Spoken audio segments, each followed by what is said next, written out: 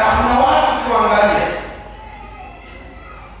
Mungu anawapa upendeleo, lakini kwa kuwa wao wanafanya kile ambacho Mungu alitamani wafanye, hakuna kinachoonekana kwenye maisha yao. Sasa hawa wanafananishwa na yule mtu ambaye alipewa akaizika. Yaani kuna mtu unakuta ana neema kubwa, ana neema kubwa sana, akiomba utatamani endelee kufanya kuomba. Yaani msikia naomba, unatamani nyamaza usikilize anaomba. Lakini yeye alielewi, laiti angejua yeye ni nani, angeendelea kuchochea hiyo kadama izidi kufanya kazi ili ambayo Mungu amekusudia. Sema amen. Kuna mtu akiongea unatamani kumsikiliza tena na tena. Maana yake ni zawadi yake ambayo Mungu amempa ni ya kipekee katika kuongea kwake. Kuna namna masikio yanakuwa tayari kumsikia. Hiyo nayo ni zawadi. Kuna mtu akiimba, naona waimbaji wanapoimba unaweza kuona kila mmoja na neema tofauti tofauti. Yaani naimba mwimbaji unabarikiwa, anakuja mwingine naimba unabarikiwa, na unazidi kuona vipawa ambavyo Mungu ametia ndani ya watu. Sasa hawa watu ambao ni waimbaji ambao Daudi anasema ya kwamba anakumbuka jinsi ambavyo alikuwa anaongoza mkutano wa sikukuu wakiimba kwa shangwe. Daudi alikuwa mwimbaji na alikuwa anaimba sana. Sasa ikafika mahali akakutana na vita kubwa, akatenda dhambi mbele za Bwana, halafu akawa analia sana ili Mungu amsamehe, na Mungu akawa amekataa kumsamehe. Alipokuwa amekataa kumsamehe, mimi nasema Daudi akawa anasema, ninakumbuka jinsi nilivyoenda mbele zako nikiongoza mkutano wa sikukuu kwa sifa.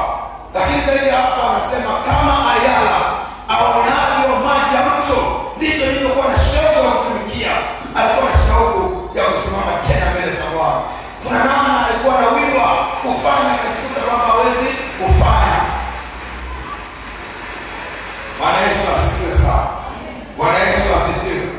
Kwa hiyo kama Mungu amekupa kibali cha kutumika, tumika.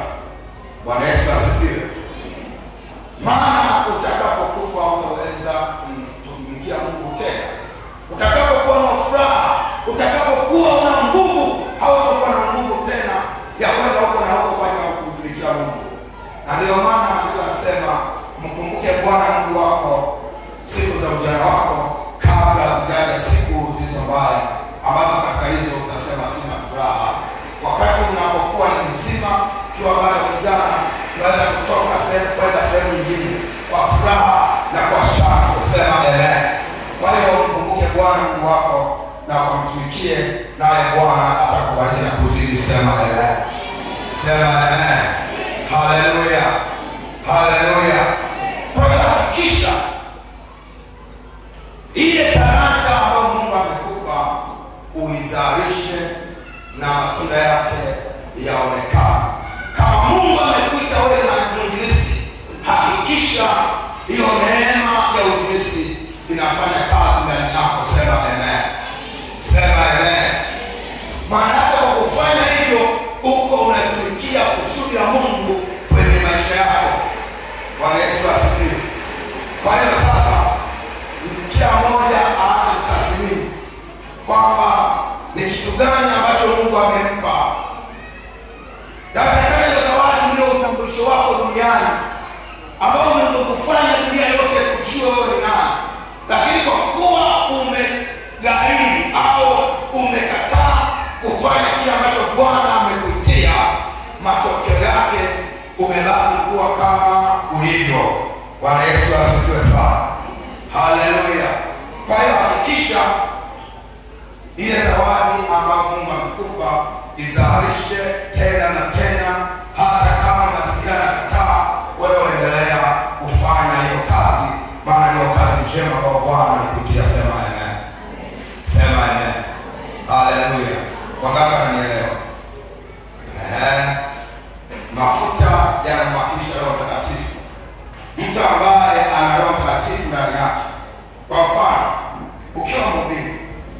ndani yako kuna mafuta ya ubiri. Ukisikia mtu ambaye sio mhubiri akihubiri, kuna namna unatamani kama ungehubiri zaidi ya pale. Na ukiwa mtu wa miujiza, ukiona kuna watu ambao hawajafunguliwa ndani yako, pia kuna namna unajisikia kwamba kuna kitu ambacho hakiko sawa. Kwa sababu gani? Ndani yako kuna nguvu ya miujiza. Sema amen. Kutana na mlemavu anatembea kuchechemaa, ukikutana na mtu yote ambaye ni shida, kuna namna unatamani kumsaidia. Kumbe ile zawadi Mungu amekwisha kukupa, lakini hata ukifanya uone matokeo. Kwa nini uone matokeo? Kwa sababu haujachochea na hujazidi kutafuta Mungu akakupa nguvu na kukudhibitisha. Sema amen. Sema amen. Haleluya. Ukiwa una mwimbaji, ukisikia mtu anayeimba, kuna namna unatamani upokee maiki uweze kuimbisha na watu wabarikiwe. Manake ndani yako una zawadi ya kipekee hiyo, na unatamani vitu viende hasa kwenye idara yako. Bwana Yesu asifiwe. Kwa hiyo wakati huu tutakwenda kuomba kwa dakika chache, wakati tunataka kuanza ibada nyingine ya ndoa, kwa habari ya zile zawadi ambazo Mungu ametupa, zawadi ambazo Mungu ameziachia ndani yetu.